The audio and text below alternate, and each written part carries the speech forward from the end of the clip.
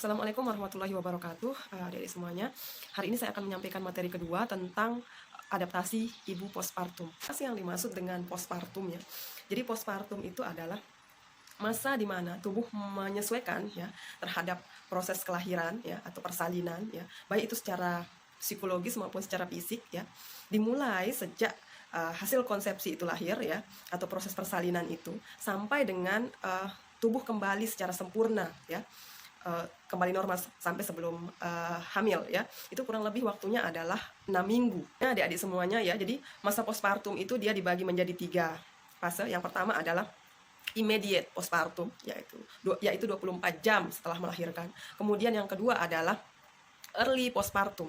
Early postpartum itu dimulai setelah 24 jam sampai dengan 1 minggu, nanti masuk ke 1 minggu postpartum atau setelah melahirkan. Kemudian ada yang namanya yang ketiga adalah late postpartum. Ya, late postpartum itu dimulai ke minggu kedua sampai dengan minggu ke-6 ya. Minggu ke-6 itu kan tubuh sudah mulai penyelesaian secara sempurna ya. Jadi tubuh kita sudah kembali normal seperti saat kita sebelum hamil ya. Jadi tubuh kita setelah kita melahirkan atau setelah keluar hasil konsepsi berupa janin dan plasenta tadi, dia akan melakukan adaptasi secara fisiologis ya. Dia akan melakukan adaptasi secara fisiologis. Yang pertama kita mulai lihat adaptasinya mulai dari organ reproduksi. Nah, organ reproduksi itu nanti ada uterus ya dari semuanya. Jadi uterus kita itu akan mengecil. Pada saat kita hamil kan dia melebar ya, dia melebar. Nah, pada saat kita melahirkan, setelah kita melahirkan, dia akan mulai mengecil adik-adik semua atau kembali kepada posisi normal. Nanti ada prosesnya di situ. Oke adik-adik semuanya, jadi involusi uterus kita ya atau proses uterus kita kembali kepada normal atau mengecil itu di 1-2 jam pertama ya, pundus uteri kita itu masih teraba kalau kita palpasi ya. Jadi dia masih teraba di tengah umbilikus atau pusar. Beratnya sekitar kurang lebih 1000 gram. Kemudian di 12 jam ya, setelah 12 jam pertama ya, dia akan turun 1 cm di bawah umbilikus. Kalau kita palpasi, dia akan terasa itu 1 cm di bawah umbilikus. Beratnya juga akan berkurang sekitar 750 gram. Kemudian pada hari ke-9 ya, fundus uterinya akan teraba ya, itu di atas simfisis pubis. Kemudian beratnya pun akan semakin berkurang ya, beratnya sekitar 500 gram. Kemudian pada minggu ke-5 sampai dengan minggu ke-6 itu sudah tidak teraba fundus uterinya, dan berat uterus atau rahim kita kembali normal sekitar 50 sampai dengan 70 gram. Ya adik-adik semua ya, di uterus kita selain terjadi involusi uterus, terjadi juga involusi daerah implantasi plasenta atau daerah perlekatan plasenta. Ya, jadi pada saat kita hamil, plasenta kita kan melekat di dinding uterus ya. Nah, pada saat melahirkan, dia akan keluar ya. Plasenta itu juga akan keluar bersama hasil konsepsi janin ya. Nah, bekas perlekatannya itu ya kan ada luka. Nah, ada proses penyembuhan di situ atau ada proses adaptasi. Nah, hari kedua sampai ketiga postpartum itu sudah bisa kita lihat ya. Ada nekrosis pembuluh darah di sekitar lokasi implantasi plasenta atau perlekatan plasenta itu. Di hari ketujuh ya, itu sudah bisa kita lihat terbentuk lapisan basal di lokasi bekas perlekatan plasenta. Baru setelah hari ke-16 ya, itu sudah normal kembali jaringannya di situ. Dan di hari ke-26 ya, itu sudah bisa kita lihat ya perkembangan sel-sel epitel di endometriumnya. Di dalam proses involusi uterus dan involusi daerah implantasi plasenta ya, akan dikeluarkan juga nanti cairan perpagina adik-adik semuanya ya. Akan dikeluarkan juga cairan perpagina yang biasanya kita sebut dengan istilahnya adalah lokia. Jadi lokia itu ada jenisnya ya adik-adik semuanya ya. Jadi yang pertama nanti ada namanya lokia rubra ya. Lokia rubra itu bisa kita temukan di hari pertama sampai dengan hari kedua postpartum.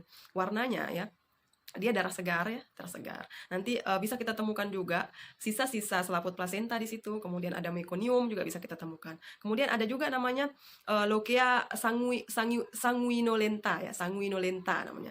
Jadi lokia itu bisa kita temukan pada hari ketiga sampai dengan hari ke-7 postpartum. Warnanya agak kuning kecoklatan ya, karena dia bercampur darah dengan lendirnya. Ada namanya lokia sirusa ya.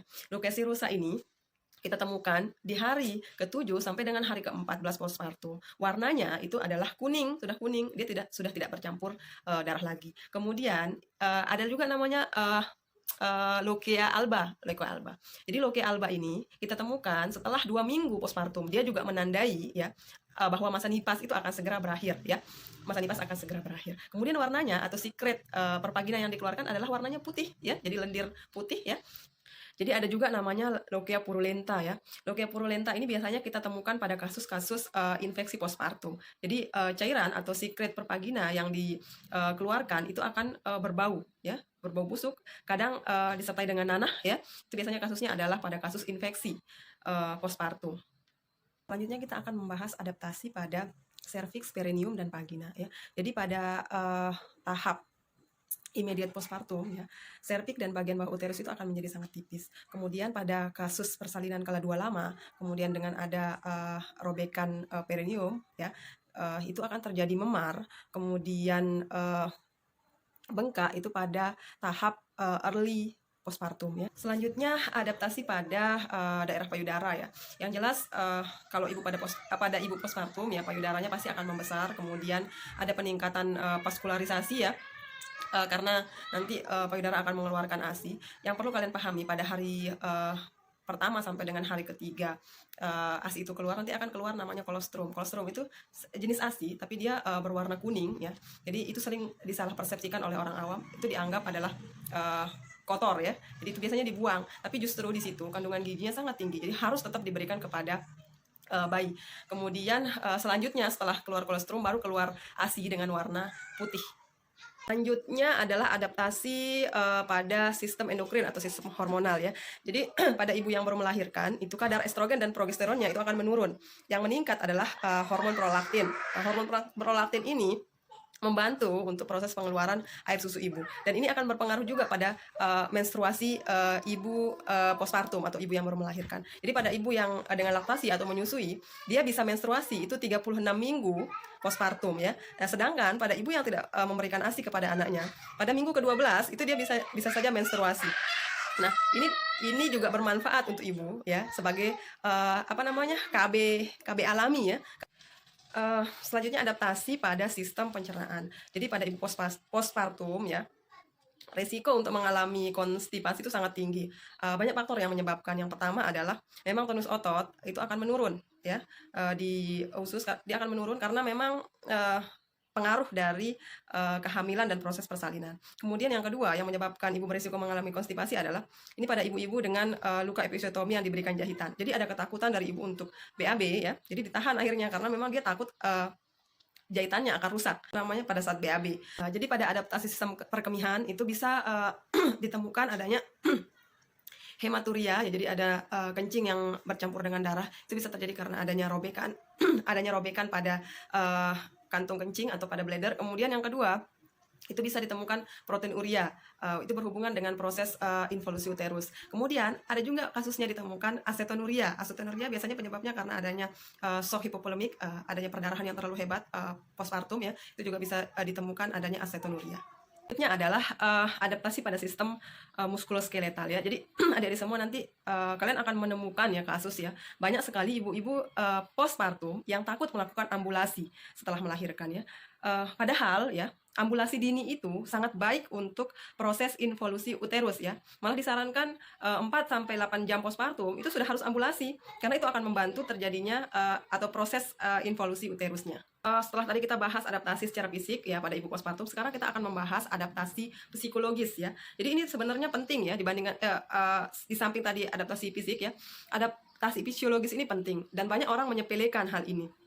Sehingga kasusnya sekarang banyak banget terjadi postpartum blues adik-adik semua ya. Jadi depresi postpartum, dan itu berbahaya untuk ibu dan juga untuk bayinya ya. Jadi pada saat setelah melahirkan, ibu beresiko sekali untuk mengalami stres. Makanya dia butuh support atau dukungan dari keluarga, dari suami, dari teman dekat ya. Karena dia menerima peran baru untuk menjadi seorang ibu, dan banyak sekali yang merasa belum siap atau mungkin merasa bahwa bisa nggak saya melakukan peran baru. Untuk adaptasi fisiologis itu Rubin itu membagi 3 tahap adaptasi psikologis ibu. Yang pertama ada namanya taking in period. Taking period ini ibu fokus banget sama dirinya sendiri karena kelelahan pada proses persalinan, biasanya nafsu makannya meningkat, keinginannya untuk tidur itu juga meningkat. Ibu masih sangat pasif dan sangat tergantung. Ini biasanya terjadi pada hari pertama sampai kedua postpartum. Dan yang kedua adalah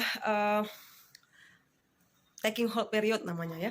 Jadi pada masa ini ibu sangat berkonsentrasi pada kemampuannya untuk menerima tanggung jawab sebagai seorang ibu ya. Jadi di sini banyak nanti pergolakan jiwa yang terjadi, gampang banget stres ibu ya. Misalnya karena misalnya ASINya tidak keluar, atau kemudian dia tidak bisa menyusui ya, itu akan menyebabkan ibu sangat sensitif. Jadi dibutuhkan dukungan dari perawat ya, baik dorongan, baik support informasi, baik motivasi dari keluarga, itu sangat dibutuhkan oleh ibu pada saat ini. Kemudian yang terakhir ada namanya letting go period. Pada kasus ini, pada periode ini ya, jadi ibu sudah mulai menerima, sudah mulai enjoy dengan perannya sebagai seorang ibu. Adik-adik semuanya, itu dia ini dia video pembelajaran di pertemuan di materi kedua ya, di materi kedua tentang asuhan keperawatan pada ibu postpartum ya.